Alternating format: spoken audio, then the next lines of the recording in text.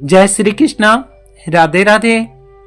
हाँ, तो आप कैसे हैं? आइए आपको फिर से भगवान श्री कृष्ण के चरणों में ले चलते हैं और चलते हैं गोपाल जी के चरणों में। आज भगवान श्री कृष्ण अपने मुखारविंद से क्या चीज हमें बता रहे हैं। आज हमें बताएंगे कि दान किसको करे। देखिए, गीता भगवान ने दिया इस संसार को और वह हमारा जगत गुरु है। गीता हमारा जगत गुरु है, जिससे हमें रोज कोई ना कोई हमारे संकटों का समाधान होता है। और जो उसमें लिखा है, अगर हम उसके हिसाब से चले तो जीवन में मैं कहता हूं कि कभी भी कोई आदमी गलत रास्ता पर चल ही नहीं सकता, क्योंकि स्वयं भगवान श्री कृष्ण ही उसके प्रेरक हैं, उसको बताने वाले हैं। और उन्हीं भगवान श्री कृष्ण ने बताया कि दान किसको करें। वृंदावन की पावन भूमि पर एक धनाढ़ सेठ रहते थे। देखिए, यह धनाढ़ शब्द जो है यह बहुत प्रेरणादायक है। धनाढ़ और धनवान एक ही सिक्का के दो पहलू हैं।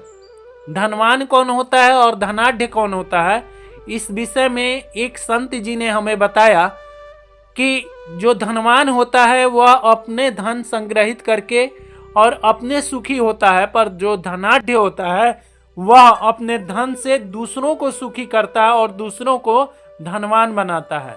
उसको धनाढ़ कहते हैं। और वृंदावन की पावन भूमि पर एक धनाढ़ सेठ रहता था। प्रतिदिन वह दान करता था, पर उसका मन अशांत रहता था। कभी ब्राह्मण को देते, कभी मंदिर में दान करता, कभी किसी साधु को दान करता, पर मन में यह प्रश्न जरूर उठता कि मेरा दान सच में फल दे रहा है या नहीं। जब यह को प्रश्न उठता है मन में, तो मन संतुष्टि नहीं कर पाती। वह सेठ एक दिन निश्चय किया कि आज स्वयं भगवान श्री कृष्ण से ही पूछूंगा कि दान किसको करना चाहिए। वे नंदगांव पहुंचे, जहां भगवान श्री कृष्ण विराजमान है। और पहुंचकर भगवान श्री कृष्ण जब ग्वाल बालों के साथ हंसते खेलते बैठे थे। देखिए, यह भगवान श्री कृष्ण के टाइम का यह कथा है, जब भगवान श्री कृष्ण इस धरा पर अवतरित हुए थे, तब की कथा है। और तब वह धनाढ़ सेठ उनके पास पहुंचा था। आज कलयुग की बात नहीं है। तो सेठ भगवान श्री कृष्ण के चरणों में गिर पड़ा, क्योंकि वह जानता था कि यह प्रभु कोई ग्वाल बाल नहीं है। ये स्वयं तीनों लोग 14 भुवन के मालिक हैं। वह प्रभु से प्रश्न किया कि प्रभु, मैं दान तो करता हूं, पर समझ नहीं पाता कि दान किसको करूं, जिससे पुण्य भी मिले और आत्मा को शांति भी मिले। भगवान श्री कृष्ण मुस्कुराए। उन्होंने पास खड़े अपने 3 व्यक्तियों की ओर संकेत किया। उनके सामने, उस धनाढ़ व्यक्ति के सामने 3 आदमी थे। एक था धनी ब्राह्मण, जो ब्राह्मण बहुत ही धनवान था। दूसरा एक साधु था। और तीसरा एक भूखी वृद्धा बुढ़िया माता थी, जो दूसरों के घर झाड़ू लगाकर पेट पालती थी। श्री कृष्ण जी ने कहा कि सेठ जी, आज तीनों को समान दान दीजिए। सेठ जी को भगवान ने आज्ञा प्रदान किया कि इन तीनों को आज दान कीजिए। सेठ ने ठीक वैसा ही किया। फिर भगवान श्री कृष्ण बोले कि अब देखो किसका मन सबसे अधिक प्रसन्न हुआ है। ब्राह्मण ने दान लेकर पहले गिना और आगे की तरफ बढ़ गया, क्योंकि वह भी संतुष्ट नहीं था। साधु ने दान लिया और अधिक मांगने लगा कि इतने से काम नहीं चलेगा, और थोड़ा दे देते सेठ जी, तब मेरा गुजारा होता।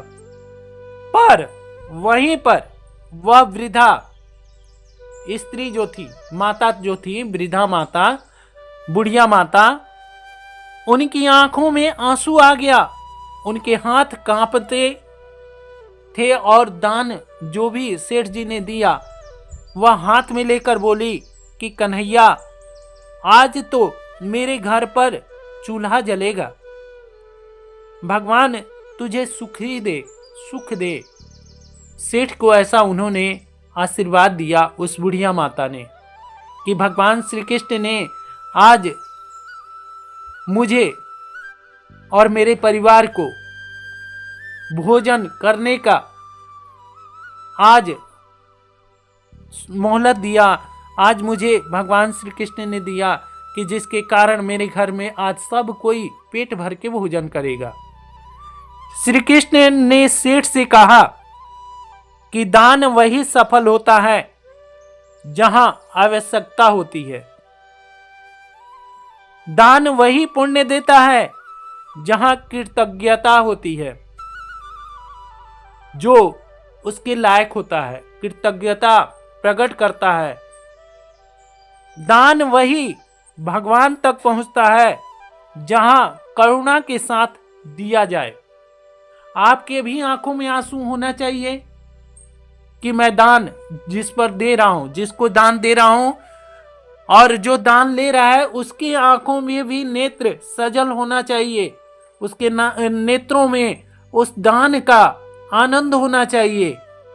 ज्यादा लेने की कामना नहीं होनी चाहिए कि और थोड़ा मिल जाता, वह तो लालच हुआ। दान का महत्व जानकर जिसकी आंखों में अश्रु आ जाए, जिसके आंख सजल हो जाए, और उस दान करने वाले के प्रति वह अपने आत्मा से उसको आशीर्वाद दे कि हाँ, आज इस चीज का मुझे कमी था और आपने मुझे पूरा कर दिया भगवान श्री कृष्ण के रूप में। तब दान लेने वाला और दान देने वाला दोनों अगर सजल हो जाएं, दोनों के नेत्र सजल हो जाएं, तब दान का असली महत्व होता है।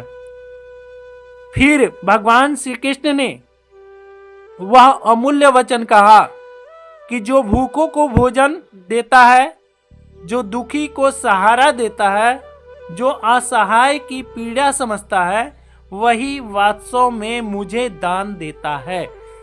सेठ जी की आंखें खुली की खुली रह गई। उस दिन से उसने दिखावे का दान छोड़ दिया और जरूरतमंद, दुखी और असहाय लोगों को दान करना शुरू कर दिया, और तभी उनके मन में पहली बार सच्ची शांति महसूस हुआ, और वह भगवान श्री कृष्ण के चरणों में गिरकर भगवान श्री कृष्ण का धन्यवाद किए कि हे प्रभु, आज जाकर मेरा जो दान है सही दिशा में, सही हाथ में और सही आत्मा के पास पहुंचा है। जय श्री कृष्ण, राधे राधे।